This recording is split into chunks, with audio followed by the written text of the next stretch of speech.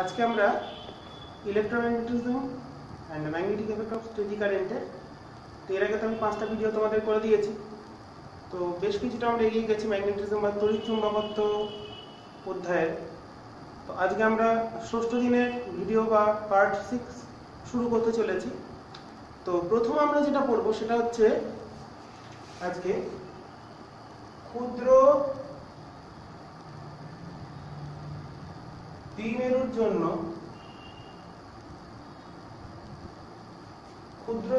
জন্য যে কোনো বিন্দুতে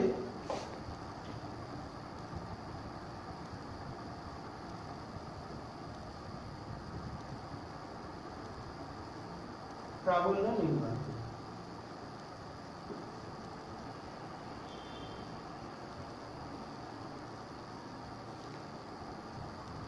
magnetic field intensity due to small dipole. এই টপিকটা তোমরা কিন্তু স্থিরতড়িতের ক্ষেত্রেও পড়েছো। তো আজকে আমরা এটা চৌম্বক ক্ষেত্রে বা কিভাবে হয় একটু দেখে নিই, ছবিটা ঠিক ক্লিয়ার কিনা। ওকে, তো দেখো আমরা একটা স্মল ডাইপোল আঁকছি।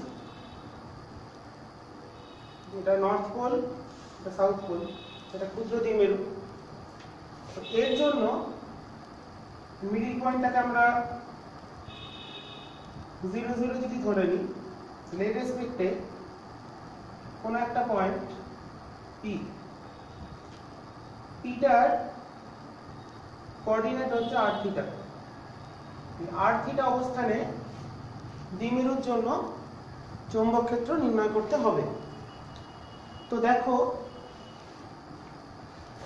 আমরা আগে যেমন পড়েছিলাম, তাহলে এর ক্ষেত্রে এর যে মোমেন্টের দিক এটা পিএম, দ্বিমেরু ভ্রামকের দিক এটা। তাহলে পিএমটা যদি একটা কম্পোনেন্টে ভাঙি, তাহলে পিএম এর এই বরাবর উপাংশ হচ্ছে পিএম cos থিটা, আর তার সঙ্গে সমকৌণিক উপাংশ হচ্ছে পিএম sin থিটা। তাহলে পি কে আমরা দ্বিমেরু ভ্রামকের দুটো অংশে ভেঙে নিলাম। সবসময় এভাবে ভেঙে নিতে হবে, আমাদের যে কোনো অবস্থানে তড়িৎ ক্ষেত্রেও যা একবার তোমরা বুঝে নাও, সুবিধাই হলো। তো এখানে যদি ভাবি পি বিন্দুটা পি এর বরাবর আছে পি cos থিটা, তাহলে এই পয়েন্টে যে চুম্বক ক্ষেত্র হবে সেটা সোজা এই বরাবর হবে। তড়িৎ ক্ষেত্রে যেমন করে আমি বুঝিয়ে দিয়েছিলাম এটাও তাই। তাহলে এটা হচ্ছে আমাদের বললাম B1। তাহলে B1টা কি?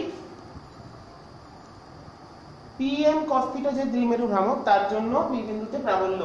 তাহলে সেটা কত হবে? তাহলে B1টা হবে μ0/4 pi 2pm by pm cos theta by r3। অক্ষ অবস্থানে ক্ষুদ্র দ্বিমেরু হলে এটা হয় আমরা জানি। আবার এইটার রেসপেক্টে ভাবলে এটা হবে হচ্ছে এদিকে, ঠিক এটার সঙ্গে প্যারালাল হবে কিন্তু বিপরীত দিকে হবে, কারণ আমরা জানি লম্ব এটার সাপেক্ষে লম্ব অবস্থানে হচ্ছে, লম্ব অবস্থানে সবসময় কোন দিকে হয়?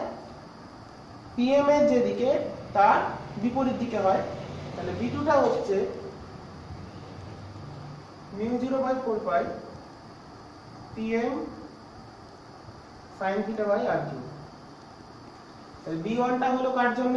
রিমাইন্ড করে দিই, PM cos থিটার জন্য হলো B1, PM sin থিটার জন্য হলো B2। এটা দেখতেই পাচ্ছি সমকোণে আছে।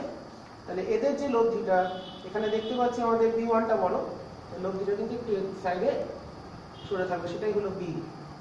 তাহলে এই দুটো লব্ধি হলো এখানে একটা কোণ করেছে phi। তাহলে এখান থেকে আমরা লিখতে পারি tan phi সমান B2/B1। tan phi কে তাহলে লেখা যায় B2/B1 এবং B কে লেখা যায় √B1² যোগ B2²। তাহলে এখান থেকে কমন নিলে চলে এলো μ0/4 পাই। দেখো কমন যাচ্ছে PM/r3, রুটের মধ্যে 4 cos² theta plus sin² theta. তাহলে 3 cos² থিটা প্লাস 1। তাহলে এটাই হচ্ছে r থিটা অবস্থানে ক্ষুদ্র দ্বিমেরুর জন্য চৌম্বক ক্ষেত্র প্রাবল্যের মান, ম্যাগনেটিক ফিল্ড ইন্টেন্সিটি। আর তাহলে B2/V1 টা কত হবে? tan phi টা আমরা দেখতে পাচ্ছি, এটাকে যদি ভাগ করলে হচ্ছে হাফ tan থিটা। তাহলে একটা সূত্র পেয়ে গেলাম, তাহলে tan theta equals to half tan phi equals to this half tan theta। তাহলে এই দুটো সম্পর্কের সাহায্যে আমরা যে কোনো অবস্থানে চৌম্বক ক্ষেত্রের দিক এবং অভিমুখ দুটোই নির্ণয় করতে পারবো। ঠিক আছে, এখানে আমরা দেখতে পারি যদি আমরা থিটার মান যদি বলি 0 মানে অক্ষ অবস্থান, তাহলে 0 হয়ে গেলে এটা হয়ে যাবে 4, তাহলে 2pm/r3। আর যদি বলি লম্ব সমদ্বিখণ্ডক, তাহলে থিটা হচ্ছে, যদি থিটা সমান হয় 0, তাহলে বিটা আসছে কত? μ0/4π 2pm/r3 অক্ষ অবস্থান। আর থিটা যদি হয় π/2, তাহলে π/2 হলে cos θ 0, তাহলে বিটা হবে μ0/4π pm/r3। তাহলে এটা হচ্ছে লম্ব সমদ্বিখণ্ডক অবস্থান। তাহলে এইভাবে আমরা যে কোনো অবস্থানে এই সূত্রের সাহায্যে দ্বিমেরুর জন্য চুম্বক ক্ষেত্র নির্ণয় করে ফেলতে পারি। ওকে, এরপর চলে আসি আমাদের পরবর্তী যেটা আমরা পড়বো, এটা তো আমরা পড়ে ফেললাম।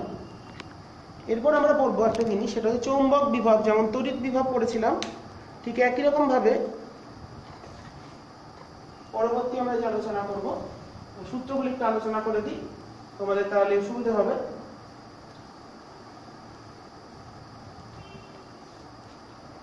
ম্যাগনেটিক পোটেনশিয়াল বা চৌম্বক বিভব, ভি সাফিক্স বি। এফডি বিভবকে আমরা ভি দিয়ে লিখি, তাহলে চৌম্বক বিভবকে লিখলাম ভি বি দিয়ে। তো চৌম্বক বিভব কি শিখেছিলাম? তড়িৎ বিভব কি ছিল? একটি একক ধনাত্মক আধানকে তড়িৎ ক্ষেত্রের অসীম দূরত্ব থেকে তড়িৎ ক্ষেত্রের কোনো বিন্দুতে আনতে যে পরিমাণ কার্য করতে হয়। তাহলে এখানে তড়িৎ ক্ষেত্রে একক ধনাত্মক আধান যে কাজ করছে, এর ক্ষেত্রে ধনাত্মক হিসেবে ধরা হয় উত্তর মেরুকে। তাহলে একক মেরু শক্তি সম্পন্ন উত্তর মেরু চৌম্বক ক্ষেত্রের কোনো বিন্দুতে অসীম দূরত্ব থেকে আনতে যে পরিমাণ কার্য করতে হয় সেটাই হলো ওই বিন্দুর চৌম্বক বিভব। তাহলে কি বললাম? তাহলে এটা হচ্ছে কি, ভিভিটা হচ্ছে ওয়ার্ক ডান বাই কিউএম। ওখানে ছিল W/Q, তাহলে কিউএমটা কি? মেরু শক্তি। তাহলে একক মেরু শক্তি সম্পন্ন উত্তর মেরুকে অসীম দূরত্ব থেকে চৌম্বক ক্ষেত্রের কোনো বিন্দুতে আনতে যে পরিমাণ কার্য করতে হয় সেটাই হলো তার ওই বিন্দুর চৌম্বক ক্ষেত্রের বিভব। একই রকম ভাবে চৌম্বক ক্ষেত্রের স্থিতিশক্তিও হবে।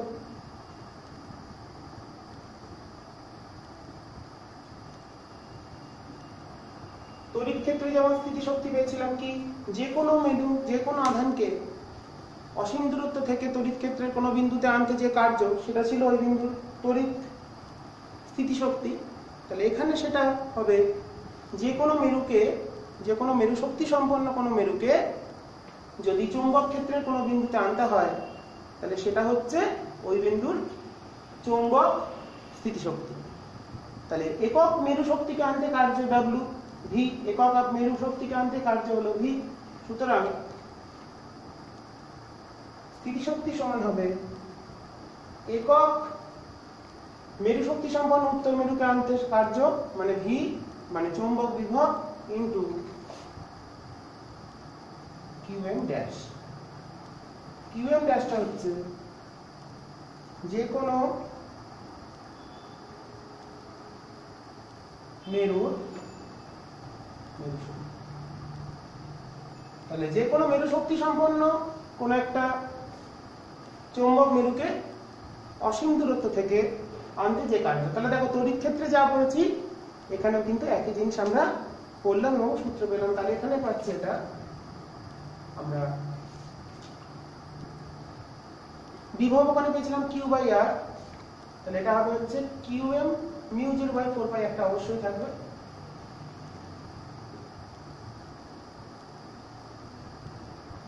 কিউ এম বাই আর, তাহলে কিউ এম থেকে কোন একটা পয়েন্ট যদি হয় কিউ এম, এটা হচ্ছে একটা নর্থ পোল, নর্থ পোল বলে ক্লাসে লিখছি। নর্থ পোল থেকে যদি আর দূরত্বে কোনো বিন্দুতে বিভব বার করতে হয়, তাহলে সেই বিন্দুর বিভব হচ্ছে মিউ 0/4 কিউ এম বাই আর। তাহলে যেমন আমরা তড়িৎ ক্ষেত্র পেয়েছি, তাহলে এখানে আমরা লিখতে পারি, তার মানে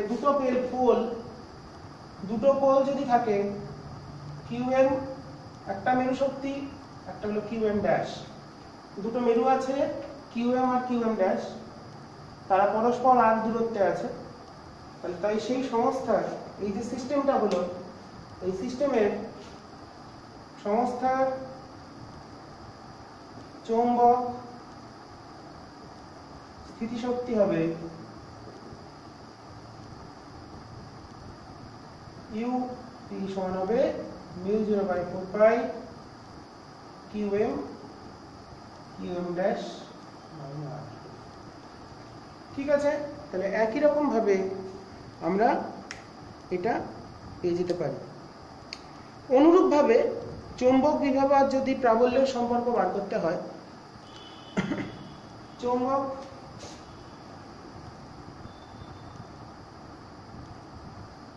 বিভব এই সূত্রগুলো তো আমরা জাস্ট জেনে রাখার জন্য, ও প্রাবল্যের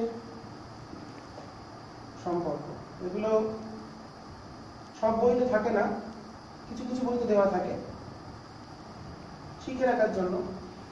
চৌম্বক বিভব এটা ওখানে কি ছিল, তড়িৎ ক্ষেত্রে ছিল ই সমান minus del V del R. তাহলে এই ক্ষেত্রে হবে সিমিলার ওয়েতে B equals to minus del V B del R. এখানেও আমরা ত্রিমাত্রিক ফ্রেম যদি ভাবি, তাহলে সেখানে আমরা গ্রেডিয়েন্ট অফ ভি পেয়েছিলাম, এখানেও তাহলে গ্র্যাড ভিটা পেতে পারি। এই সূত্র একই রকম ভাবে পাওয়া যেতে পারে। এটা আমরা যদি ক্যালকুলেট করি, যেমন ধরো যদি এখান থেকে আমরা দেখি ডিভি সমান তাহলে মাইনাস বি ডিআর। এবার ইনফাইনাইট থেকে তাহলে বিভব বার করতে গেলে ইনফাইনাইট থেকে আরে আনতে হবে। তাহলে কিউ থেকে Q M by R square DR mu 0/4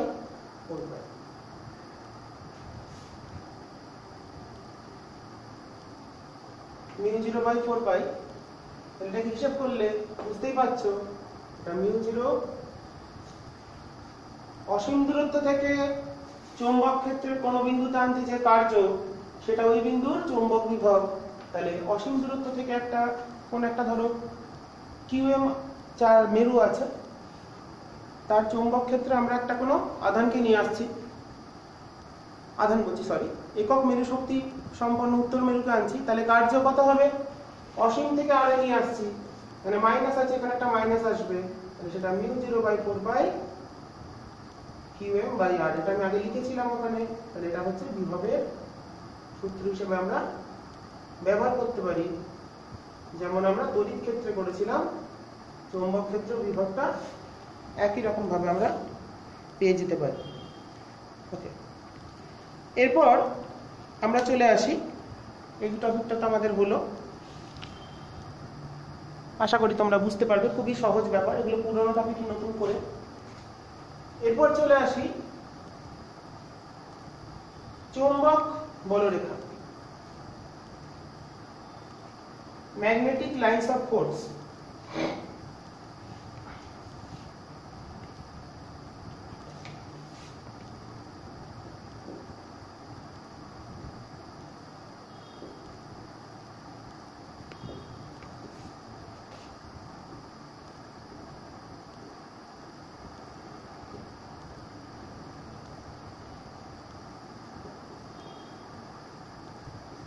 magnetic lines of force আমরা তড়িৎ ক্ষেত্রে যেমন পড়েছিলাম তড়িৎ বলরেখা, তাহলে চৌম্বক বলরেখা মানে কি? একটি একক মেরু শক্তি সম্পন্ন, ওখানে ছিল কি কোন একটা তড়িৎ বলরেখায় কি পেয়েছিলাম, কোন একটা একক ধনাত্মক বিন্দু আধানকে তড়িৎ ক্ষেত্রের কোনো বিন্দুতে আনতে, কোন একটা একক মেরু শক্তি একক ধনাত্মক বিন্দু আধানকে যদি কোনো তড়িৎ ক্ষেত্রে ছেড়ে দেওয়া হয় তাহলে সে যে পথে গমন করে তার যে পথটা সেটা স্ট্রেট লাইন হতে পারে, বক্রপথ হতে পারে, বিভিন্ন। সেই বক্রপথের কোনো বিন্দুতে যদি স্পর্শক টানি সেটা ছিল তার তড়িৎ ক্ষেত্রের অভিমুখ, তড়িৎ ক্ষেত্র বরাবর গতিশীল হয়। তো চৌম্বক ক্ষেত্রে একই রকম ভাবে আমরা বিষয়টাকে পেতে পারি। তো একক ধনাত্মক আধানের জায়গায় এখানে একক মেরু শক্তি সম্পন্ন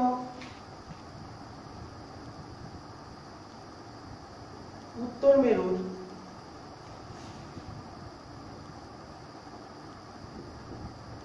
কোন চৌম্বক ক্ষেত্রে সঞ্চারপথ,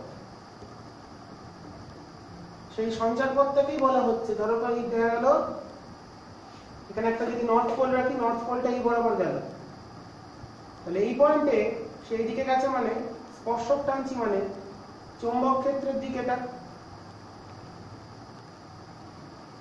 এখানে কোন দিকে গেছে এদিকে, তার মানে চৌম্বক ক্ষেত্রের দিক এটা, তার মানে চৌম্বক বলরেখার কোনো বিন্দুতে যদি স্পর্শক টানি তাহলে সেটা সর্বদা চৌম্বক ক্ষেত্রের দিককে নির্দেশ করে, এই বিন্দুতে চৌম্বক ক্ষেত্রের দিক এটা।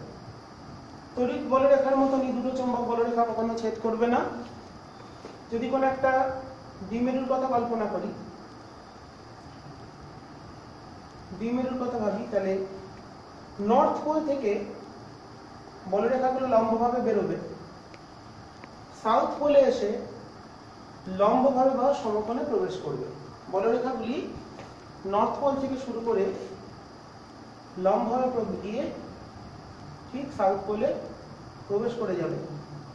তো এই যে দাগটা দিন, আমি দাগটা কি, যদি এখানে বলি এটা এদিকে কেন, তাহলে এখানে চৌম্বক ক্ষেত্রটা দিয়ে কি করে হলো? দেখো নর্থ পোলের জন্য যেন ভাবি, নর্থ পোলের জন্য ফিল্ড এদিকে,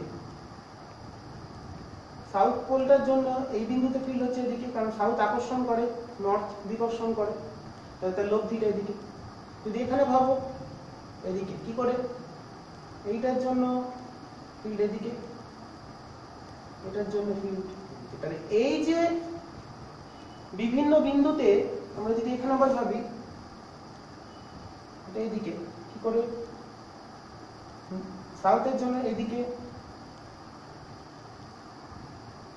নর্থের জন্য এদিকে। দেখো ভালো করে বুঝলে প্রত্যেকটা বিন্দুতে দুটো মেরুর যে চৌম্বক ক্ষেত্র, দুটো মেরুর জন্য যে চৌম্বক ক্ষেত্রের দিক, সেই দিকগুলো লব্ধি বরাবর কিন্তু আমরা সেই লব্ধি বরাবর কিন্তু চৌম্বক বলরেখাগুলোকে নির্দেশ করা হচ্ছে। ওকে, এইভাবে তাহলে নর্থ পোল থেকে শুরু হবে, তাহলে বদ্ধ একটা থেকে শুরু হয়ে সেখানেই শেষ হবে। এদিকেও সিমিলারলি থাকবে, অসংখ্য এরকম বলরেখা বেরোতে পারে, এখানে এসে প্রবেশ করে যাবে। আমি খুব অল্প করে আঁকলাম। তো এবার কোন একটা দণ্ডচুম্বককে যদি আমরা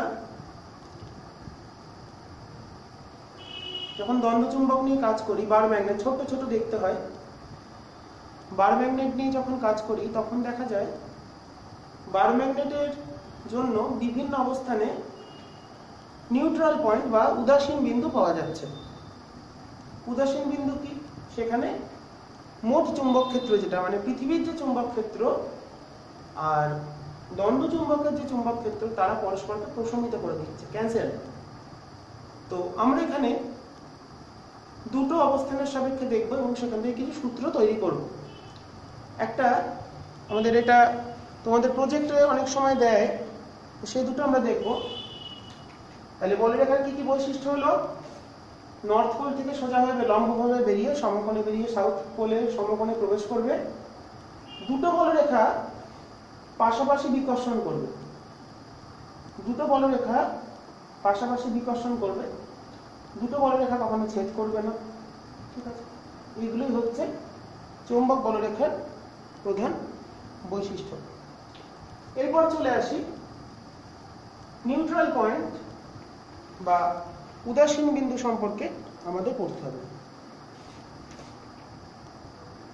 অঙ্ক আসে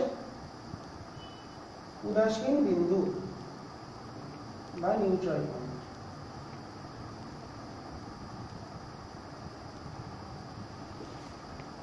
নিউট্রাল পয়েন্ট মানে যেখানে লব্ধি প্রাবল্য সমান শূন্য, এটা আমার মাথায় ঢোকাতে হবে। যেখানে লব্ধি প্রাবল্য শূন্য হবে সেগুলোকে আমরা বলবো নিষ্পন্দ বা নিউট্রাল বা উদাসীন বিন্দু। ঠিক, নিউট্রাল পয়েন্ট বা উদাসীন বিন্দু। এক মিনিট। তো আমরা দুটো অবস্থানে দেখব। দণ্ডচুম্বককে উত্তর মেরুকে উত্তর দিক করে রাখবো। পৃথিবীর যে আর্থের যে উত্তর দক্ষিণ পূর্ব পশ্চিম, উত্তর মেরুকে উত্তরমুখী করে রাখলে নিউট্রাল পয়েন্ট কোথায় হয়, আর উত্তর মেরুকে দক্ষিণমুখী করে রাখলে নিউট্রাল পয়েন্টটা কোথায় হয়, সে দুটো আমাদের দেখতে হবে। খুব ইন্টারেস্টিং। তোমাদের আগেকার দিনে আমরা যখন পড়াশোনা করেছি এগুলো আমাদের প্র্যাকটিক্যালে থাকতো, ছবি আঁকতে হতো। তো এটা অনেক স্কুলে তোমাদের প্রজেক্ট হিসেবে দেয় এই ছবিগুলো আঁকতে, কিন্তু এবছর তো কিছুই বোঝা যাচ্ছে না কি হবে। যাই হোক, তোমাদের সিলেবাসে আছে এটা, ঠিক আছে, বইতেও তোমরা ছবি পেয়ে যাবে। আমি ব্যাপারটা বুঝিয়ে দিচ্ছি, এটা অঙ্কের জন্য খুব গুরুত্বপূর্ণ। তাহলে নিউট্রাল পয়েন্ট মানে ক্লিয়ার রাখতে হবে। সবসময় যে এই দুটো কেস দেবে তা নয়, যে কোনো কেস দিতে পারে। আমি কিছু প্রবলেম দেখাচ্ছি, সেগুলোও দেখবো। তো উত্তর মেরুকে উত্তরমুখী করে রাখলে নিউট্রাল পয়েন্ট কোথায়, আর উত্তর মেরুকে দক্ষিণমুখী করে রাখলে নিউট্রাল পয়েন্টটা কোথায় হয়, সেটা আমাদের একটু ভালো করে বুঝে নিতে হবে। এক মিনিট জল খেয়ে নিই একটু।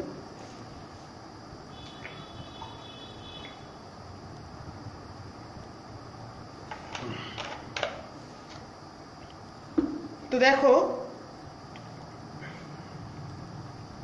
আমরা উত্তর মেরুকে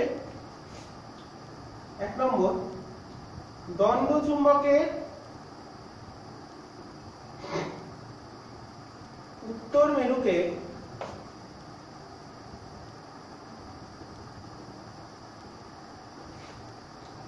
উত্তরমুখী করে স্থাপন করা হলো।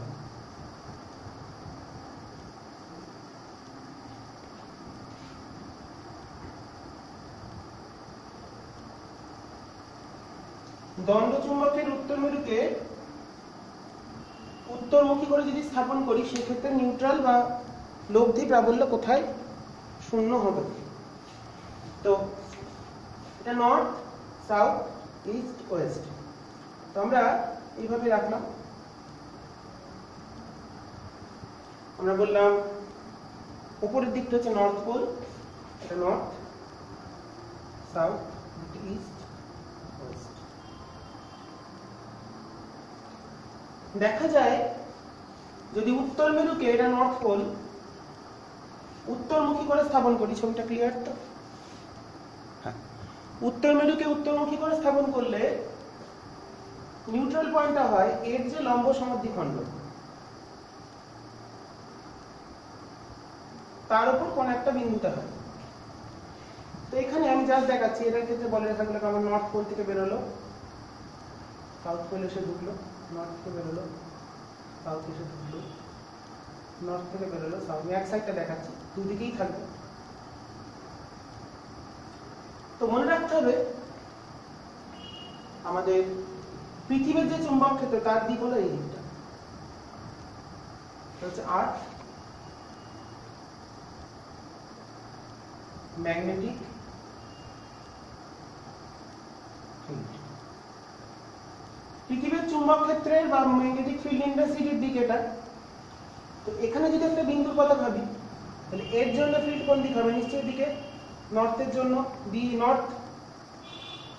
সাউথের জন্য কোন দিক হবে? এরকম একটা দিকে, বি সাউথ। নর্থের ক্ষেত্রে বিকর্ষণ, সাউথ করলে আকর্ষণ, তাহলে এদের লব্ধিটা হবে, এই দুটো লব্ধি হবে এদিকে। আর আর্থের যে ম্যাগনেটিক ফিল্ড বা এইচ বি হরাইজন্টাল, এটাকে বলা হচ্ছে হরাইজন্টাল কম্পোনেন্ট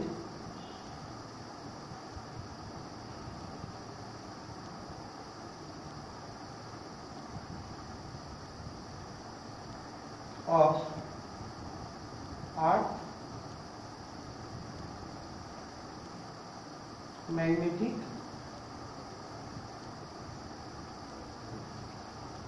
পৃথিবীর যে চুম্বক ক্ষেত্র তার যে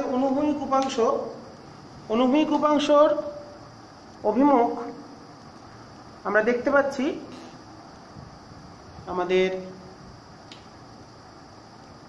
দক্ষিণ থেকে উত্তরের দিকে পৃথিবীর যে চুম্বক ক্ষেত্র আছে, আর ভার্টিক্যাল কম্পোনেন্ট হয় পৃথিবীর কেন্দ্রের দিকে, মানে নিচের দিকে হয়। তার মানে এখানে দেখো আমরা বলতে পারি পৃথিবীর যে চুম্বক ক্ষেত্র সেটা কিন্তু বি, যেটা পেয়েছি বিএইচ আর বি, যে বিন্দুতে পরস্পর সমান হবে বিপরীতমুখী তো দেখতেই পাচ্ছি, সেই বিন্দুতেই কিন্তু আমাদের নিউট্রাল পয়েন্টটা পাওয়া যাবে বা উদাসীন। মানে ওখানে কোনো যদি আমরা কম্পাস রাখি, ছোট কম্পাস যার ভেতর চুম্বক শলাকা থাকে, সে স্থির হয়ে যাবে, মানে স্থির হবে না, কোনো দিকেই নির্দিষ্টভাবে স্থির হবে না, সব দিকে ফ্রিলি ঘুরে বেড়াতে পারবে। স্থির হয়ে গেল মানে তো সে দিক নির্দেশ করে দিল। তার মানে আমাদের এইটুকুনি দূরত্বকে যদি আমরা বলি, ধরো বললাম এটা 12 আর এইটা বললাম ধরো x দূরত্বে উদাসীন বিন্দু পাওয়া গেছে, তাহলে এখানে BH টা B এর সাথে সমান। এবার BH এর মান তো দেওয়া থাকবে অঙ্ক করার ক্ষেত্রে। B এর ফর্মুলা কি? μ0/4π Pm by x² plus L² whole to the power 3/2। যদি ক্ষুদ্র দ্বিমেরু বলে তাহলে Pm by x³ হয়ে যাবে। তো আমরা সেক্ষেত্রে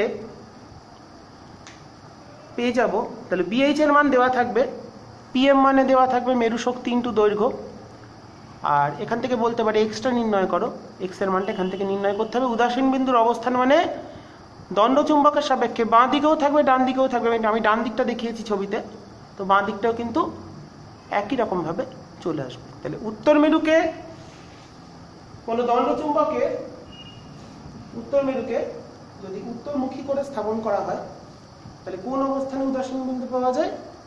দণ্ডচুম্বকের লম্ব সমাদ্বিখণ্ডক অবস্থানে বা tan B পজিশনে আমার উদাসীন বিন্দু পাওয়া যায়। তাহলে উদাসীন বিন্দু মানে কি? সেখানে আর্থের যে ফিল্ড, আর্থের হরাইজন্টাল কম্পোনেন্ট মানে অনুভূমিক উপাংশ, ভূচুম্বক ক্ষেত্রের অনুভূমিক উপাংশটা দণ্ডচুম্বকের চুম্বক ক্ষেত্রকে প্রশমিত করে দেয়, যার ফলে এখানে লব্ধি প্রাবল্যের মান 0 হয়ে যায়। সেই জন্যই লেখা হয়েছে বি, মানে বিটা কি? BN, নর্থ পোলের বি আর সাউথ পোলের জন্য বি, এদের লব্ধি হলো বি। এই দুটো বি, এই বিটা ব্যালেন্স করছে BH কে, বি এখানে নিউট্রাল, এখানে চুম্বক ক্ষেত্র, লব্ধি চুম্বক ক্ষেত্র 0 হয়ে যাচ্ছে। তাই BH = μ0/4π, লম্ব সমাদ্বিখণ্ডকের সূত্র Pm by x² plus L² whole to the power 3/2। এই সূত্রের সাহায্যে আমরা এটাকে ক্যালকুলেট করে ফেললাম।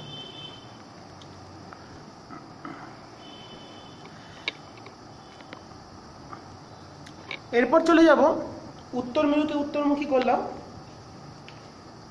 উত্তর মেরুকে আমি এখানটায় লিখি, দুটো ছবি ক্লিয়ার হবে।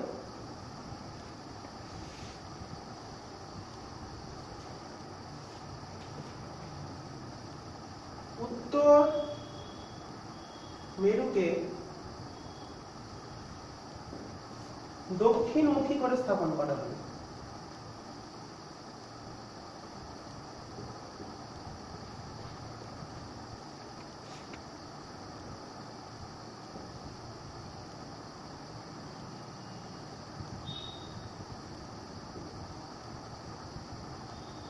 সেক্ষেত্রে উদাসীন বিন্দু কোথায় পাওয়া যাবে সেটা আমাদের নিউট্রাল পয়েন্টটা করতে হবে। নর্থ পোল রাখা হবে সাউথের দিকে বা সাউথ পোলকে নর্থের দিকে।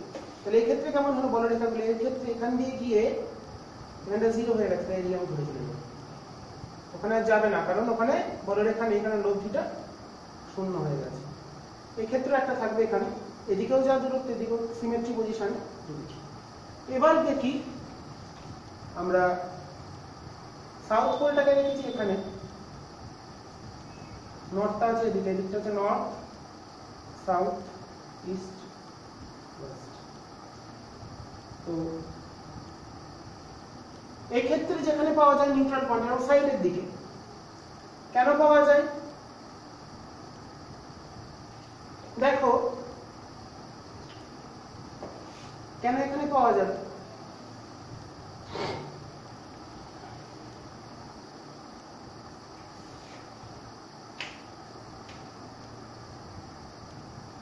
নর্থ পোলের জন্য এখানে ফিল্ড কোন দিকে? B north. এদিকে সাউথের জন্য ফিল্ড কোন দিকে? এদিকে বি সাউথ। আর আর্থের ফিল্ডটা কোন দিকে? সাউথ থেকে নর্থের দিকে, তাহলে এটা বি এইচ। তাহলে আমরা দেখতেই পাচ্ছি এইটুকু নিতে বলি, ধরো মিডল পয়েন্ট থেকে এটা এইচ দূরত্ব ধরে নিই,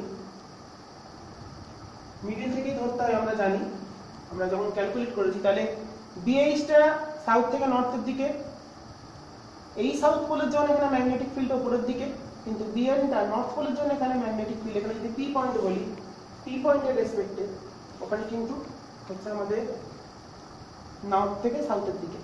তাহলে আমরা দেখতেই পাচ্ছি এখানে বিএইচ মানে আর্থের field plus BS equals to BN, এই দুটো ব্যালেন্স করতে পারি। কিংবা এখানে লব্ধি ফিল্ডটা বুঝতেই পারছি, লব্ধি ফিল্ডটা নিশ্চয়ই এদিকে থাকবে, কারণ বিএনটা হলো কাছে, বিএনটা বড়, তাহলে লব্ধি ফিল্ড যদি বি হয় তার মানে নিশ্চয়ই অতএব বিএইচ মানে বিএন মাইনাস বিএস।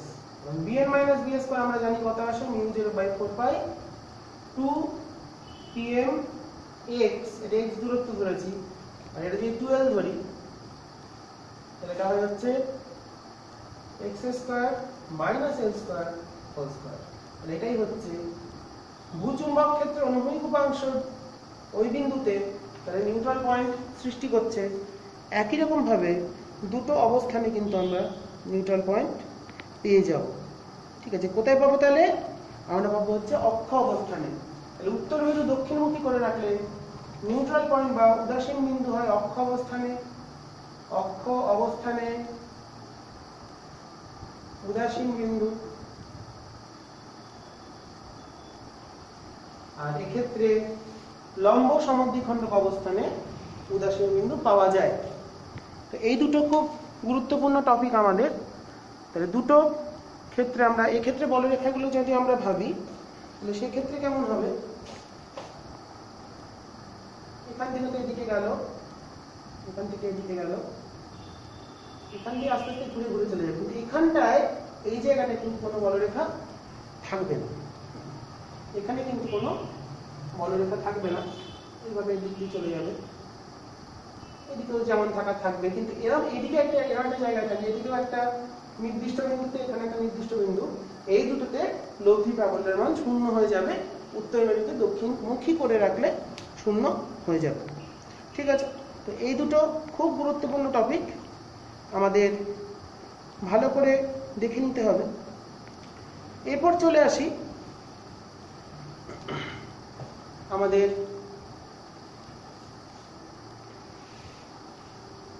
পরবর্তী কিছু ছোট ছোট বিষয় থাকে। কোন একটা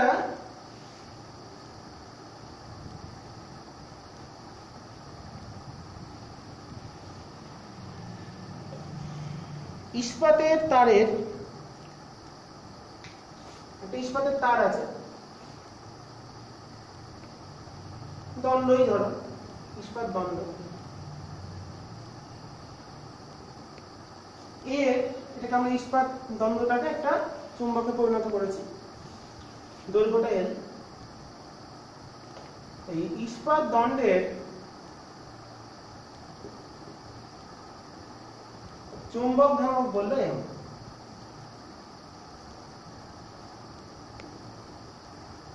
এবার এই দণ্ডটাকে যদি বেঁকিয়ে একটা R ব্যাসার্ধের অর্ধবৃত্তে পরিণত করা হয়,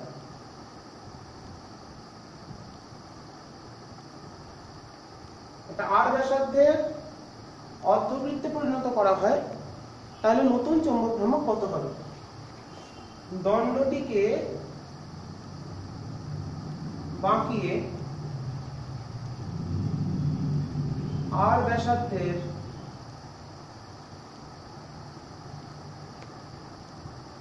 অর্ধবৃত্তে পরিণত করলে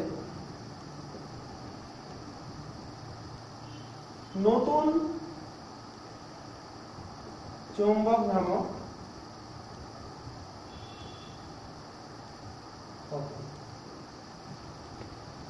তো দণ্ড চুম্বকটাকে আমরা কি করেছি, দণ্ড চুম্বক ঠিক না, একটা লোহার দণ্ড আছে, সেটাকে আমরা আর ব্যাসার্ধের একটা অর্ধবৃত্তে বাঁকিয়ে নিয়েছি। তো এর লেন্থ বলেছে এল, আর এর মেরু শক্তি বললাম এদিকে মিউ হলো কিউ এম। দণ্ড চুম্বক যেহেতু দ্বিমেরুর মতন, মেরু শক্তি যদি ধরি কিউ এম, মেরু শক্তি যদি ধরে নিই কিউ এম, অতএব Q M into L plus two M, কারণ দ্বিমেরু ভাগ মানে মেরু শক্তি ইন্টু দৈর্ঘ্য, তাহলে কিউ এম চলে এলো এম বাই এল। আমাদের ভ্রামক মানে কি, দুটো মেরু আর তাদের মধ্যবর্তী দূরত্ব। আগে মেরু দুটোর দূরত্ব ছিল এল, এটা যদি নর্থ এটা সাউথ হয়, তাহলে এখন এখানে নর্থ এখানে সাউথ, তাহলে দূরত্ব কিন্তু 2r। তাহলে নতুন ভ্রামক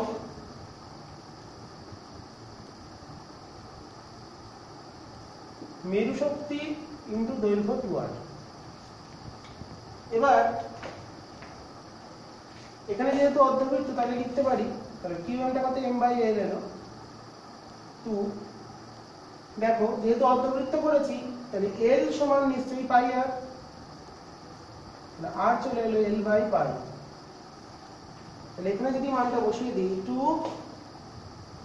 l বাই পাই, উত্তর চলে এলো 2।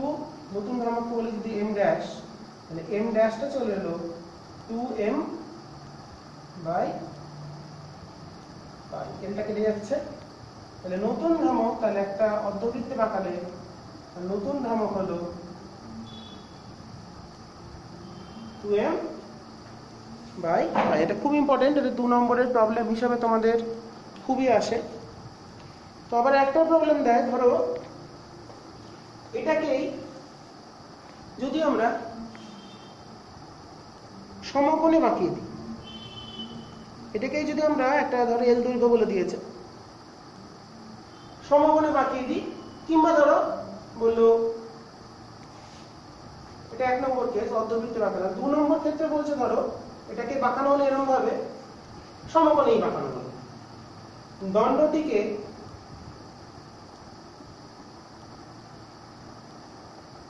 সমকোণে বাঁকালে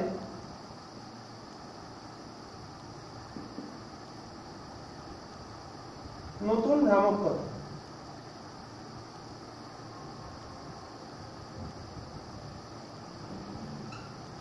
সমকোণে বাঁকাচ্ছি মানে জিনিসটা এরকম দেখতে হয়ে যাচ্ছে,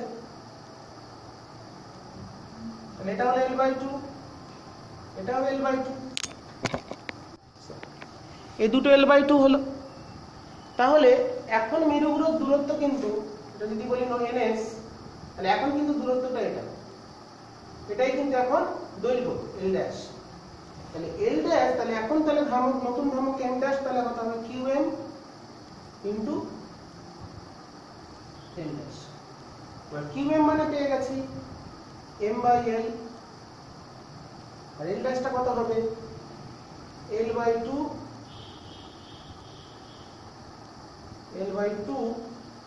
ইনটু √2, কারণ সমকোণে বাঁকিয়েছি, তাহলে এটা হবে বাহু √2, l/2 ইনটু √2। তাহলে দেখো l কেটে গিয়ে √2 আর 2 কেটে গিয়ে, অর্থাৎ এর ক্ষেত্রে m ড্যাশটা বেরোলো, নতুন ভ্রামক বেরোলো m বাই। তোমাদের এই ধরনের প্রবলেম আসে পরীক্ষায়, এটা কিন্তু ভালো করে দেখে নিতে হবে, ঠিক আছে? এই দুটো প্রবলেম শিখলাম। সমকোণে বাঁকালে নতুন ভ্রামক কত হয়, অর্ধবৃত্ততে বাঁকালে নতুন ভ্রামক কত হয়, এই দুটো জিনিস আমরা দেখে নিলাম। এরপর আমরা আমাদের পরবর্তী বিষয়ে চলে যাব। এর পরবর্তীতে আমাদের আলোচনার বিষয় হলো চৌম্বক পদার্থে চৌম্বক ক্ষেত্র।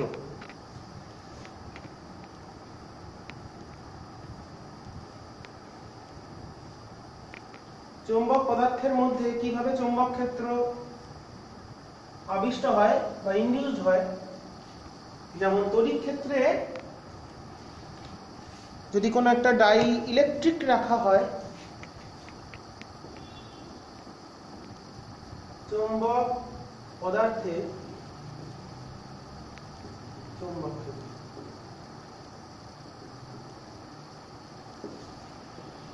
Magnetic field in a magnetic material. তো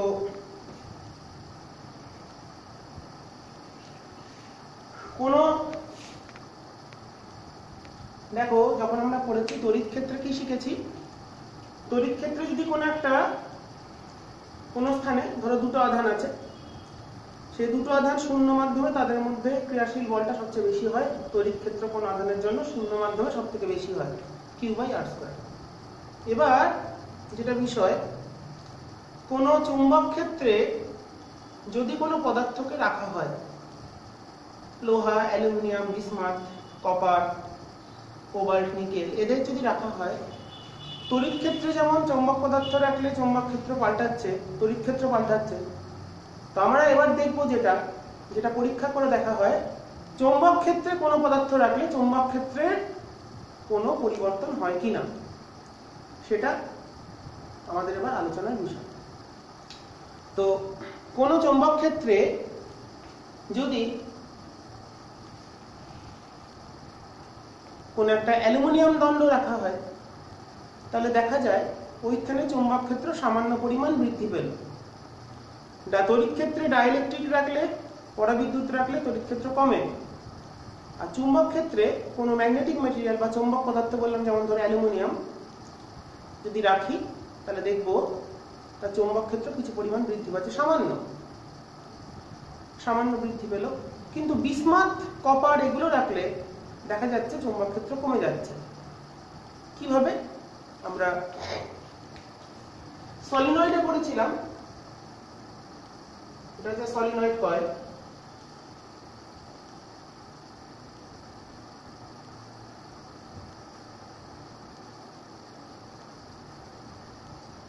সলিনয়েড বর্তনী দেখতেই পাচ্ছ, এখান দিয়ে কারেন্ট পাঠাবো। এর অক্ষের উপর সলিনয়েডের অক্ষে এর ভিতরে কিন্তু কোনো কোর বা মজ্জা ব্যবহার করা হয়নি, ফ্রি স্পেস।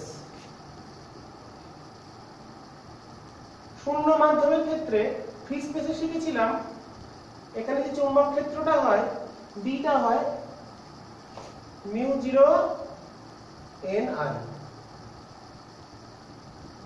μ0টা হলো শূন্য মাধ্যমের চৌম্বক ভেদ্যতা, ম্যাগনেটিক আমাদের ফিল্ড।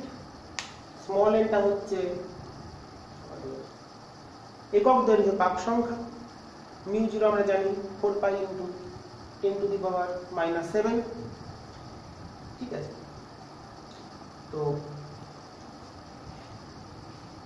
শূন্য মাধ্যমে, মানে এর ভেতরে যদি মাধ্যমটাকে শূন্য মাধ্যম হিসেবে রাখা হয়, তাহলে এখানে যে চৌম্বক ক্ষেত্র সৃষ্টি হয়, এদিকেই আমি আঁকলাম, বলরেখা তো ভেবে চিন্তা আঁকলাম না, গেছে কোনো দিকে, এদিকে বা এদিকে কোনো একটা চৌম্বক ক্ষেত্র তৈরি হয়েছে, এটা B0। 0 মিন্স ফ্রি স্পেস, শূন্য মাধ্যম। ম্যাগনেটিক পারমিয়াবিলিটি আমাদের n, একক দৈর্ঘ্য পাক সংখ্যা, I হলো কারেন্ট। এবার এখানে তাহলে এটা হচ্ছে ফ্রি স্পেসটা কি, কোর বা মজ্জা বা কোর, কিন্তু এখানে শূন্য মাধ্যম নেওয়া হয়েছিল। এবার এখানে যদি একটা অ্যালুমিনিয়াম দণ্ডকে প্রবেশ করানো হয়, একটা অ্যালুমিনিয়াম দণ্ডকে যদি প্রবেশ করাই এর ভিতরে, তাহলে দেখা যাচ্ছে আমাদের ম্যাগনেটিক ফিল্ডের মান একটু বৃদ্ধি পাচ্ছে। এখানে যে বিটা, সেটা গ্রেটার দেন V0। অ্যালুমিনিয়াম দণ্ড রাখলে এখানে যে চুম্বক ক্ষেত্রটা সৃষ্টি হচ্ছে, সেটা আমরা পরিমাপ করব আমাদের গ্যালভানোমিটারের সাহায্যে। ডিফ্লেকশন গ্যালভানোমিটার, ডিফ্লেকশন দেখে চুম্বক ক্ষেত্রের বিক্ষেপ দেখে আমরা দেখব। ক্ষেপক গ্যালভানোমিটার বলা হয় বা ব্যালিস্টিক গ্যালভানোমিটার। ব্যালিস্টিক গ্যালভানোমিটারের সাহায্যে যেখানে চুম্বক ক্ষেত্রটা বাড়ছে না কমছে আমরা বিক্ষেপণ দেখে ব্যালিস্টিক বা আমাদের তোমরা যেটা দেখিয়েছিলাম সেটাই ব্যালিস্টিক গ্যালভানোমিটার, মানে আমাদের চলো কুণ্ডলী গ্যালভানোমিটার ব্যালিস্টিক। তো অ্যালুমিনিয়াম রাখলে দেখা যাচ্ছে চুম্বক ক্ষেত্র একটু বাড়ছে। এখানে যদি কপার দণ্ড রাখা হয়, কপার বা বিসমাথ, সেক্ষেত্রে বি এর মানটা শূন্য মাধ্যমে যত বি তার তুলনায় কিছুটা কমে যাচ্ছে। আবার এখানে যদি লোহার মজ্জা রাখা হয়, লোহা কোবাল্ট এগুলো রাখা হয়, তার ক্ষেত্রে দেখা যাচ্ছে এখানে যে চুম্বক ক্ষেত্র এটা হচ্ছে লোহা কোবাল্ট, এর ক্ষেত্রে বিটা অস্বাভাবিকভাবে অনেক বেশি বেড়ে যাচ্ছে। আগে যে শূন্য মাধ্যম ছিল তার তুলনায় এখন তাহলে অ্যালুমিনিয়াম যখন রাখছি তখন বি এর মানটা সামান্য বাড়ছে, কপার বিসমাথের ক্ষেত্রে খুব সামান্য কমে যাচ্ছে, কিন্তু আয়রন কোবাল্ট এগুলোর ক্ষেত্রে আমাদের বেশ কিছু পরিমাণ, হিউজ পরিমাণ বেড়ে যাচ্ছে। তো এইভাবে আমরা তিন রকম পদার্থ পাচ্ছি এখানে, যেটার ক্ষেত্রে সামান্য বাড়ছে এটা হচ্ছে প্যারাম্যাগনেটিক,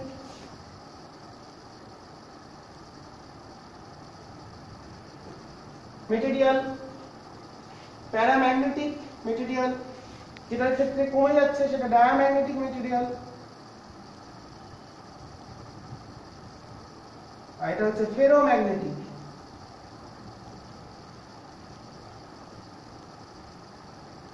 তাহলে চুম্বক ক্ষেত্রের মানের উপর ভিত্তি করে সলিনয়েডের এই পরীক্ষায় চুম্বক ক্ষেত্রের মান বাড়ছে না কমছে সেই মানের উপর ভিত্তি করে আমরা চৌম্বক পদার্থকে তিনটে ভাগে ভাগ করলাম: পরাচুম্বক,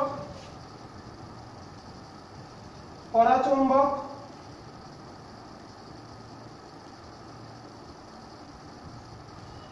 কমে যাচ্ছে তিরস্চুম্বক, তিরস্চুম্বক, আর বেড়ে যাচ্ছে অয়স্চুম্বক। নামগুলো মনে রাখার চেষ্টা করো, উল্টে পাল্টে না যায়, নামগুলো যেন ক্লিয়ার ভাবে তোমাদের মনে থাকে। তাহলে এইভাবে ম্যাগনেটিক মেটেরিয়ালকে তিনটে ভাগে ভাগ করা যায়। যদি চুম্বক ক্ষেত্রে মান সামান্য বৃদ্ধি পায় সেটা হলো প্যারাম্যাগনেট বা প্যারাম্যাগনেটিক মেটেরিয়াল, যদি কমে যায় ডায়াম্যাগনেটিক মেটেরিয়াল, আর যদি অনেকটা বেড়ে যায় সেটা ফেরোম্যাগনেটিক মেটেরিয়াল। এই প্রধানত তিনটে ভাগে আমরা ভাগ করে থাকি। ব্যালিস্টিক গ্যালভানোমিটারে চুম্বক ক্ষেত্রের মান বাড়ছে না কমছে বিক্ষেপণ দেখে আমরা বুঝতে পারি। আমরা পড়েছিলাম গ্যালভানোমিটারের ক্ষেত্রে আমরা কারেন্ট সেন্সিটিভিটি, ভোল্টেজ সেন্সিটিভিটি তোমাদের ওখানে পড়িয়েছি আমি একটা ভিডিওতে, 3 নম্বরে ছিল মনে আমার খেয়াল নেই, 3এই ছিল, 3 বা 4-এ, 5খানা ভিডিও আগে হয়ে গেছে। এটা অনেক বড় চ্যাপ্টার চলছে এটা, তোমরা আশা করি প্রত্যেকে খুব ভালো করে ভিডিওগুলো ফলো করছো, ভালো করে দেখো এবং ভালো করে বুঝে নেওয়ার চেষ্টা করো। আর ভিডিওগুলো কেমন লাগছে সেটা তোমরা নিশ্চয়ই জানাবে, কমেন্ট করবে, প্রত্যেকে কমেন্ট করলে আমার খুব ভালো লাগবে। বুঝতে না পারলে সেটাও জানাবে, তোমাদের ভিডিওর মাধ্যমে বুঝিয়ে দেবো, কোনো জায়গায় অসুবিধা হবে না, ঠিক আছে? অবশ্যই কমেন্ট করবে, ভালো লাগলে বা কোনো জায়গায় অসুবিধা হলে সেটা সরাসরি আমাকে কমেন্ট বক্সে জানাবে, ঠিক আছে? যাই হোক, তো এইভাবে আমরা চৌম্বক পদার্থকে তিনটে ভাগে ভাগ করলাম। তো চুম্বক ক্ষেত্র বেড়ে যাওয়া কমে যাওয়া, এই যে দুটো বি পাচ্ছি, শূন্য স্থানে চুম্বক পদার্থকে না রাখলে চুম্বক পদার্থের অবর্তমানে বি জিরো, বর্তমানে বি হয় কমবে নয় বাড়বে নয় অনেক বাড়বে, তিনটে কেস হতে পারে। এই যে বি এর চেঞ্জ হলো, বিটা যত হারে পরিবর্তিত হচ্ছে বি বাই বি জিরো, হয় লেস দেন 1 হয় গ্রেটার দেন 1 বা গ্রেটার দেন 1, এটাকেই বলা হচ্ছে রিলেটিভ পারমিয়াবিলিটি বা মিউ আর, আপেক্ষিক চৌম্বক ভেদ্যতা। আপেক্ষিক চৌম্বক, যেমন আপেক্ষিক তড়িৎ ভেদ্যতা ছিল E/E0 ছিল, E/E0 ছিল এপসাইলন আর,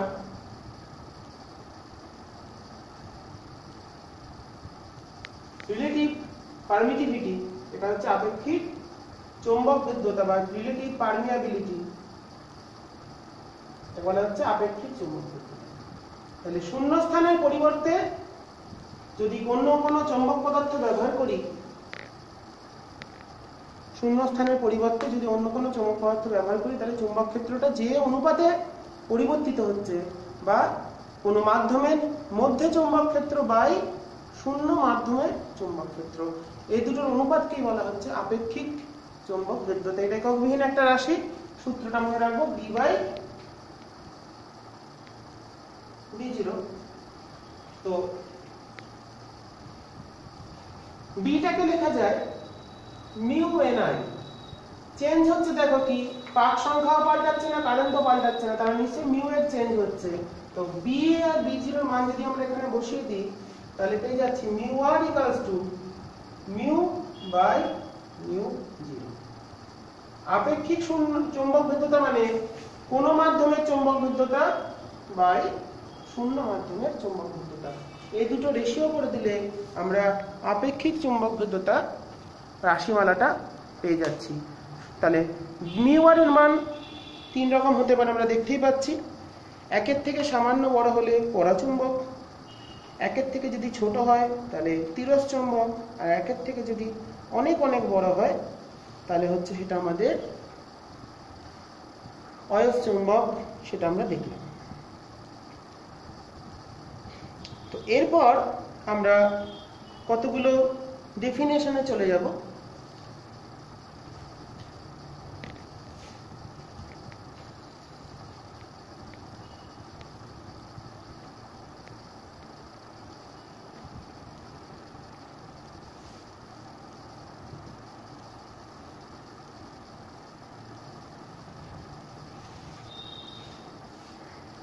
তো দেখো,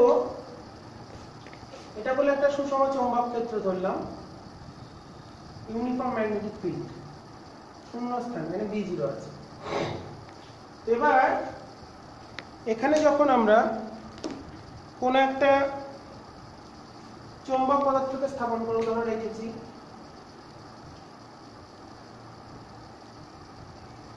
চৌম্বক পদার্থের মধ্যে আমরা কি জানি, ক্ষুদ্র ক্ষুদ্র অনুচুম্বক থাকে বা অ্যাটমিক ডাইপোল থাকে।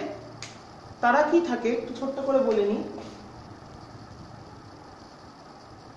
তারা, এদের ক্ষেত্রে কিন্তু কোনো চুম্বক ক্ষেত্র শো করে না। আয়রন, কোবাল্ট, নিকেল এমনি যদি থাকে চৌম্বক পদার্থ কিন্তু কাউকে আকর্ষণ করে না, যতক্ষণ না পর্যন্ত সেটাকে চুম্বকত্ব দেওয়া হচ্ছে বা চুম্বকে পরিণত করা হচ্ছে। তো কি কল্পনা করা হয়, এই ম্যাগনেটিক মেটেরিয়ালটা কতগুলো ক্ষুদ্র ক্ষুদ্র ডোমেন বা অঞ্চল বিভক্ত, এই অঞ্চলগুলোকে বলা হচ্ছে ডোমেন। তো কি ডোমেন কি? ডোমেন মানে এই অঞ্চলে, ধরো দেখবে আমাদের পাড়ায়, ধরো একটা মাঠে ধরো 100 জন লোক আছে। 100 জন লোকের মধ্যে সবাই কিন্তু, জাস্ট একটা গল্প বলি, খুব ইন্টারেস্টিং, মজা পাবে, শুনে ভালো লাগে। তো বিভিন্ন সম্প্রদায় বলো বা বিভিন্ন রাজনীতির সমর্থকই বলো, বিভিন্ন রকম সমর্থনের লোক থাকে। তো একটা ধরো 100 জন যদি লোক, সবাই নিশ্চয়ই একই রকম আচরণ করবে না, মতবিরোধ থাকবে, বিভিন্ন রকম তারা চিন্তা ভাবনা তাদের আলাদা হবে। এবার প্রত্যেকটা একটা সম্প্রদায়ের, একটা 100 জন লোকের মধ্যে বললাম কতগুলো গোষ্ঠী হলো, এরা হলো এ গোষ্ঠী, এরা বি গোষ্ঠী, এরা সি গোষ্ঠী। তারা একবদ্ধভাবে, যারা আমাদের ক্লাসেও দেখেছি বন্ধু বান্ধবের সার্কেল কেমন হয়, যারা একরকম চিন্তা ভাবনা করে তারা একরকম বন্ধু হয়, এরকম গ্রুপ থাকে বিভিন্ন ছোট ছোট গ্রুপ। ঠিক তেমনই ম্যাগনেটিক মেটেরিয়ালের মধ্যে এরকম ছোট ছোট গ্রুপ থাকে, সেই গ্রুপগুলোকে বলছি ডোমেন। ওকে, তো প্রত্যেকের ডোমেনের বা প্রত্যেকটা গ্রুপের একটা করে চিন্তাধারা থাকে। তারা বলে না আমরা এই মতে বিশ্বাসী, ওকে, আমরা এই মতে বিশ্বাসী। জাস্ট এক্সাম্পল বললাম, একটা দলের মধ্যে 100 জনের মধ্যে বললো 30 জন বললো আমরা ক্রিকেট খেলা দেখতে ভালোবাসি, 40 জন বললো বা 50 জন বললো আমরা ফুটবল দেখতে ভালোবাসি,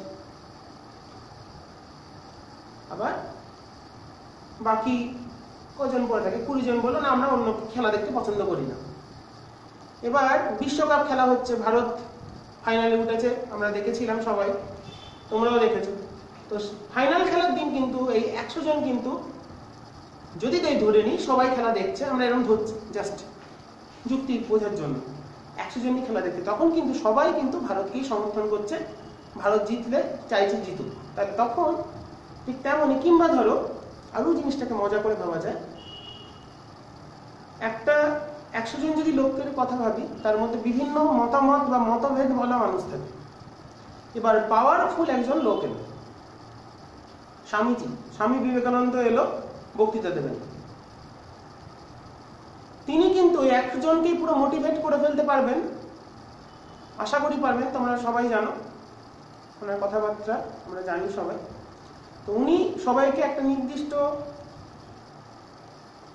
মতে বা নির্দিষ্ট শিক্ষায় শিক্ষিত করে ফেললেন। তখন কিন্তু সেই 100 জন একই রকম চিন্তাধারায় চলছে, যদিও বাস্তব কথা নয়, পুরোটা কাল্পনিক, এটা সম্ভব নয়। তার মধ্যে কিছু ট্যারা লোক থাকে যারা মেনে চলবে না। তো ধরলাম আগে কেউ মানছিল না, 30 জন একরকম চিন্তাধারা, বাকি 40 জন একরকম, বাকি 30 জনের একরকম। তাহলে কি, এবার দেখি তাহলে ব্যাপারটা কি, কেন আমি গল্পটা বললাম।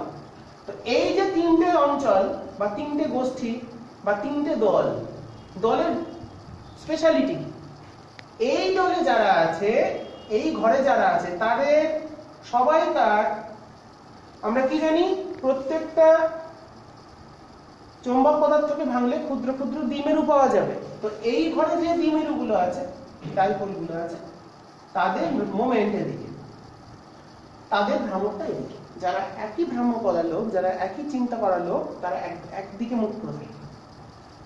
এই দিকের গুলো বললাম এদিকে তাকিয়ে আছে সবাই, এদিকের গুলো সব এদিকে। এই ঘরে যারা থাকে, এই ডোমেনে যারা থাকে, তাদের ভ্রামক এইদিকে। এমন ভাবে তারা ওরিয়েন্টে হয়ে আছে, সজ্জিত হয়ে আছে, যাতে লব্ধিটা 0 হয়। লব্ধি কি মানে summation of P vector must be 0, okay, mod.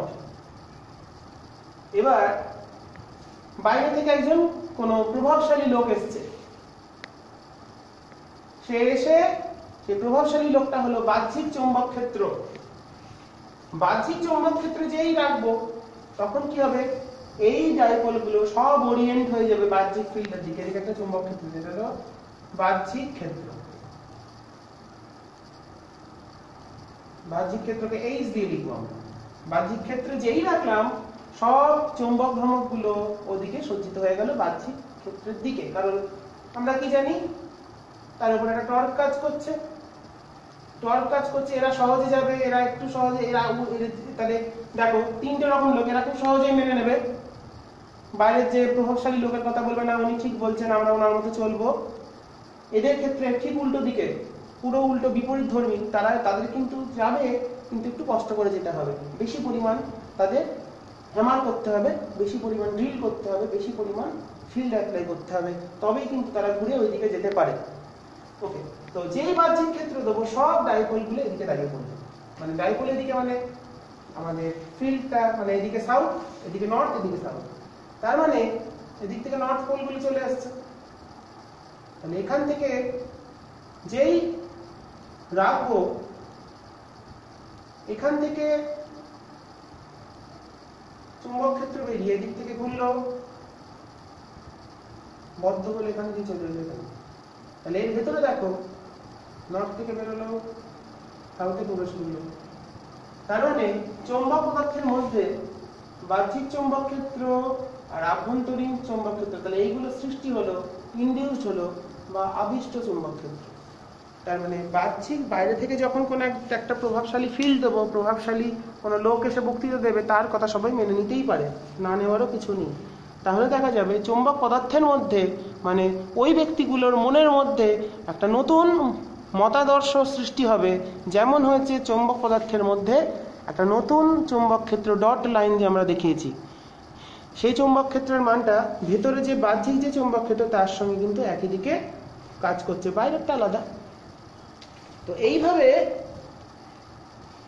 এইগুলোকে বলা হচ্ছে লাইন অফ ম্যাগনেটাইজেশন বা চুম্বকন রেখা। ঠিক আছে, তো চুম্বকন রেখাগুলো যেগুলো সৃষ্টি হলো এইগুলোকে বলা হচ্ছে চুম্বকন রেখা। এগুলোকে বলা হচ্ছে চুম্বকন রেখা। আর চুম্বক সৃষ্টিকারী যে রেখা সেটা হলো আবেশকারী রেখা, সেইগুলোকে বলছি আমরা আমাদের বাহ্যিক বলরেখা, মানে আবেশকারী রেখা, এটাকে বলা হচ্ছে বাহ্যিক বলরেখা। বাহ্যিক বলরেখাগুলির প্রভাবে চুম্বক পদার্থের ভেতরে একটা চুম্বকন রেখা সৃষ্টি হচ্ছে। এই দুটো রেখাকে আমরা যখন একসঙ্গে ভাববো, প্রযুক্ত চুম্বক ক্ষেত্রের বলরেখা আর চুম্বকন রেখা, এদের যোগফলকে বলবো আমরা চুম্বক আবেশ রেখা।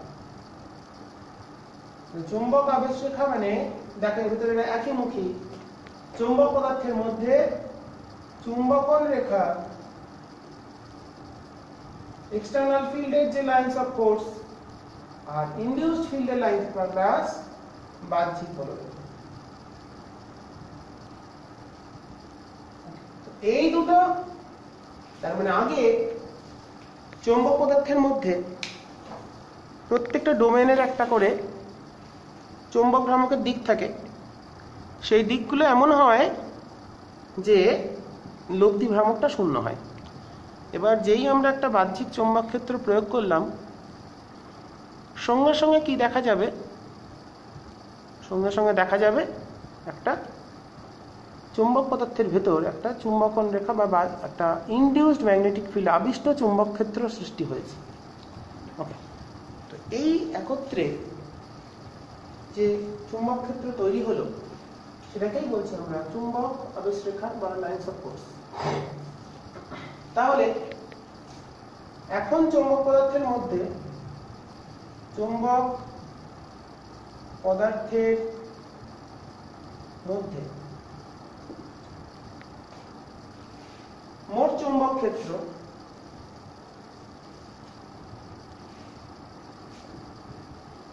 আগে ছিল, মোট ক্ষেত্রকে যদি বি বলি,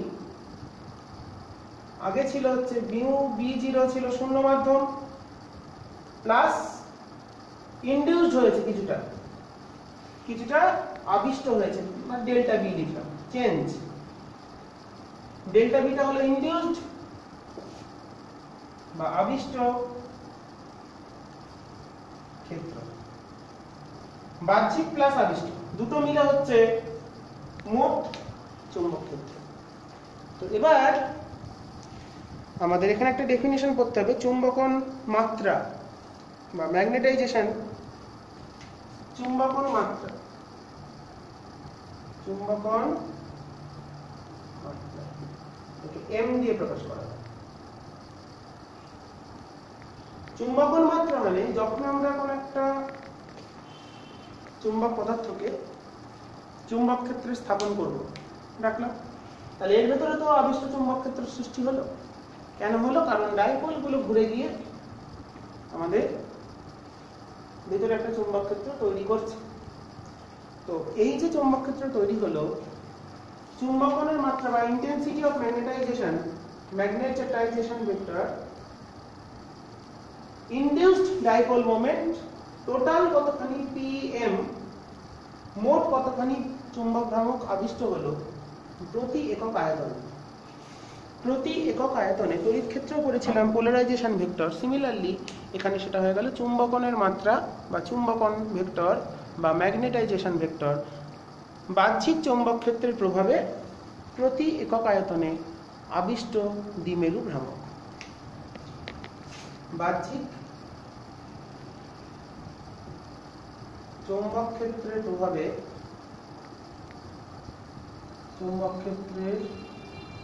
প্রভাবে প্রতি একক আয়তনে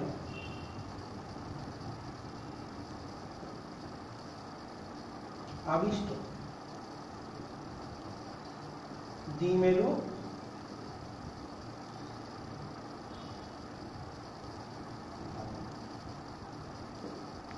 প্রতি একক আয়তনে কতটা দ্বিমেরু ভ্রামক আবিষ্ট হলে এটা অ্যাকচুয়ালি এটা আবিষ্ট চৌম্বক ক্ষেত্রও বলা চলে। আবিষ্ট চৌম্বক ক্ষেত্র বা চৌম্বক ক্ষেত্র প্রাবল্য, ইন্টেন্সিটি অফ ম্যাগনেটাইজেশন বা intensity of induced magnetic field, এটাকে বলা হয় ইন্টেন্সিটি অফ মানে প্রাবল্য, ইনডিউসড মানে আবিষ্ট চৌম্বক ক্ষেত্র প্রাবল্য। তাহলে আগে ছিল বি সমান আমাদের আমরা জানি μ0h, আর আবিষ্ট হয়েছে কত? আবিষ্ট চৌম্বক ক্ষেত্র প্রাবল্য হলো m, তাহলে এটা হচ্ছে μ0, তাহলে মোট প্রাবল্য হলো μ0h প্লাস। এবার এর চৌম্বক ক্ষেত্র তাহলে b, সেটা নিশ্চয়ই এর যে মিউ আমরা কি জানি, না থাকলে হলো μ0h আর থাকলে μh, তাহলে আমরা লিখতে পারি এটা হলো μ0 এটা সমান μh। কেন? শূন্য মাধ্যমে আমরা একটু আগে দেখেছি শূন্য মাধ্যমে b সমান μ0ni, তাহলে h ইকুয়ালস টু সলিনয়েডের ক্ষেত্রে ni, আর অন্য মাধ্যমের ক্ষেত্রে b সমান μni। তাহলে এখান থেকে আমরা যদি লিখতে পারি তাহলে b সমান তাহলে মোট ক্ষেত্র হলো বাহ্যিক ক্ষেত্র প্লাস আবিষ্ট ক্ষেত্র μ0h প্লাস μ0n, এটাই হলো μh এর সমান, কারণ কোন মাধ্যমের মধ্যে যে ক্ষেত্র সেটা μh, μ × h মানে μni μ0ni। এক্সট্রাটাই কিন্তু বাড়িয়ে দিয়েছে, যেটা প্রতি একক আয়তনে দ্বিমেরু ভ্রামক সৃষ্টি করেছে।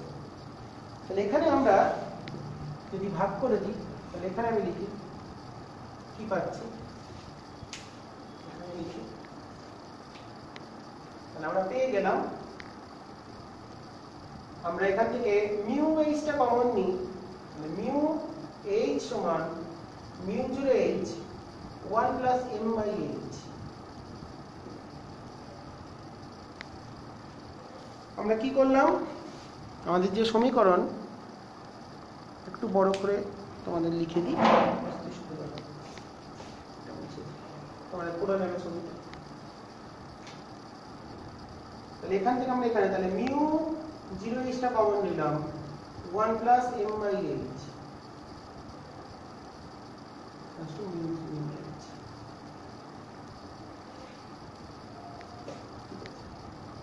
এখানে h কেটে গেলে 1 প্লাস k, এই রেশিওটাকে বলা হয় k।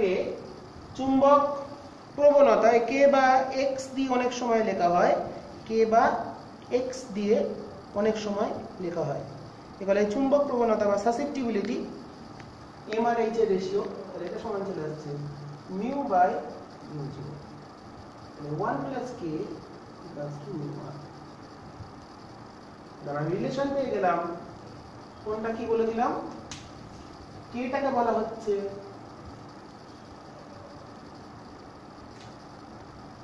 μr টা তো জানি, μr সমান μ/μ0, k হচ্ছে m/h, বলা হচ্ছে ম্যাগনেটিক সাসেপ্টিবিলিটি বা চৌম্বক প্রবণতা।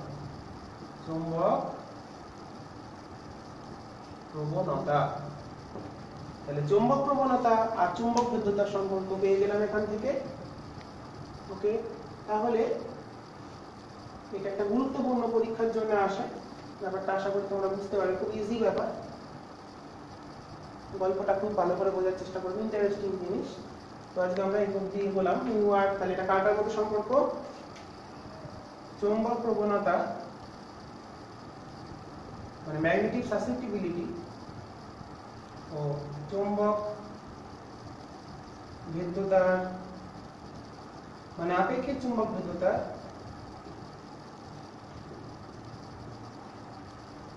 সম্পর্ক, এটা আমরা অবধি করে ফেললাম। এটা খুব গুরুত্বপূর্ণ সূত্র। তো আজকের আমাদের ক্লাসে আমরা দ্বিমেরুর বিভিন্ন বিষয় নিয়ে আলোচনা করে ফেলেছি। আগের দিনও দ্বিমেরুগুলো হয়েছিল, আজকে একটু বাকি ছিল। দ্বিমেরুর ক্ষেত্রে যে কোনো অবস্থানে প্রাবল্য কত, এছাড়াও করলাম চৌম্বক ক্ষেত্র বিভব, বিভবকে প্রাবল্যের সম্পর্ক, যেগুলো একটু আউট অফ সিলেবাস, তাও তোমরা সূত্রগুলো দেখে রাখবে। স্থিতিশক্তি একই রকম তো মনে থাকবে, তোমরা পারবে, বুঝতে না পারার কিছু নেই। তারপরে আমরা দেখলাম উদাসীন বিন্দু বা নিউট্রাল পয়েন্ট। নিউট্রাল পয়েন্ট তোমরা ভালো করে বুঝে নিয়েছো আশা করি, খুবই সহজ, দেখে নেবে সবাই। এছাড়াও আমরা আজকে বেশ কয়েকটা নতুন জিনিস শিখলাম। চুম্বক ক্ষেত্রে যদি কোনো একটা চুম্বক পদার্থ রাখা হয় তাহলে কি কি ঘটনা ঘটতে পারে। তড়িৎ ক্ষেত্রে ডাইইলেকট্রিক রাখলে যেমন হয়, এখানেও আমরা দেখলাম বেশ কিছু বিভিন্ন রকম ক্ষেত্রে দেখতে পাচ্ছি চুম্বক ক্ষেত্র বাড়তে পারে, কমতে পারে, আবার অনেক বেড়ে যেতে পারে, সেগুলো দেখলাম। তো যাই হোক, যে বিষয়গুলো আলোচনা করলাম আজকে, তোমরা সূত্রগুলো ভিডিও থেকে ভালো করে লিখে নেবে, খাতা পেন নিয়ে সবসময় বসবে, ভিডিও দেখার সময় প্রস্তুত থাকবে। ভিডিও দিলেই খাতা পেন নিয়ে বসে পড়া অভ্যাস করতে হবে, কারণ লিখে লিখে পড়লে তোমরা ছোট ছোট করে ভিডিওটা ভেঙে ভেঙে নিয়ে পড়বে, পড়তে সুবিধা হবে। ওকে, যাই হোক, ভিডিওগুলো তোমরা ভালো করে ফলো করো। আশা করি তোমরা সবাই ভালো করেই দেখছো, তোমাদের জন্য তৈরি করছি। আর ভিডিওগুলোর কোনো টপিক বুঝতে না পারলে অবশ্যই জানাবে, তাহলে সেটা আমি পরবর্তী ভিডিওতে সেই টপিক দিয়েই শুরু করব, সেটা দিয়ে আলোচনা করব। সেটা আমার সুবিধা হয় তোমরা জানালে। আর ভিডিওটা কেমন লাগলো সেটাও জানাবে, সেটা আমার জানালে অবশ্যই ভালো লাগবে। আমি রোজই বলি কথাটা, তোমরা অনেকেই চেষ্টা করো কমেন্ট করার, জানানো, সেটা জানাবে অবশ্যই। আর এ অবধি আজকে থাকলো। পরের দিন আমরা আবার পরবর্তী অংশ কিছু অঙ্ক করাবো পরের ভিডিওতে, ম্যাগনেটিজম সংক্রান্ত। তো সেটা পরের ভিডিওতে তোমরা পেয়ে যাবে। আর আমাদের খুব বেশি অংশ তড়িৎ চুম্বকত্বে বাকি নেই। তো এই ইউনিট থেকে আমাদের বোর্ড এক্সামে West Bengal board council of higher secondary education WBCHAC, তোমাদের বোর্ডে ওয়েস্ট বেঙ্গল বোর্ডের ক্ষেত্রে 8 নম্বর আসে। ওকে, স্থির তড়িতে 8, প্রবাহ তড়িতে 8, এটা 8। তো আমরা 24 মার্কস কভার করে ফেলেছি। এরপরে আমাদের ইন্ডাকশন, এসি, অল্টারনেটিং কারেন্ট, সেটাতেও 8 নম্বর আছে, সেটা দেখতে হবে। তো আমাদের এখানে বাকি থাকলে হচ্ছে আর্থ ম্যাগনেটিক ফিল্ড, আর্থ ম্যাগনেটিক ফিল্ডের কম্পোনেন্ট মানে উপাদান, সেগুলোর সম্পর্ক, কিছু ডেফিনেশন, সেগুলো আমরা শিখবো। খুব সামান্য বাকি। তোমরা ভালো করে ভিডিওগুলো দেখে নাও, নিয়ে কেমন লাগলো অবশ্যই জানাবে। আর ভিডিও দেখার সময় খাতা পেন নিয়ে বসবে, ছোট ছোট করে অংশ করে ভিডিওগুলো দেখে নিয়ে, আমি তো 1 ঘন্টা করে প্রায় ভিডিওগুলো করি, তো তোমরা ভেঙে ভেঙে নিয়ে দেখার চেষ্টা করবে। একবারে নাও দেখতে পারো, 3 দিন 4 দিন অন্তর বা 5 দিন অন্তর আমি ভিডিও আপলোড করি। তো যাই হোক, তোমরা ভালো করে সবাই পড়াশোনা করো, সবাই ভালো থাকো, আর ভালো করে ভিডিওগুলো দেখো। আর সমস্যা হলে অবশ্যই জানাবে, আর ভালো লাগলেও জানাবে। আমি বারবার বললাম, এটা যেন তোমরা করো, ঠিক আছে? যাই হোক, আবার পরে দেখা হবে। তোমরা ভালো করে পড়াশোনা করো। আজকে অবধি থাকো।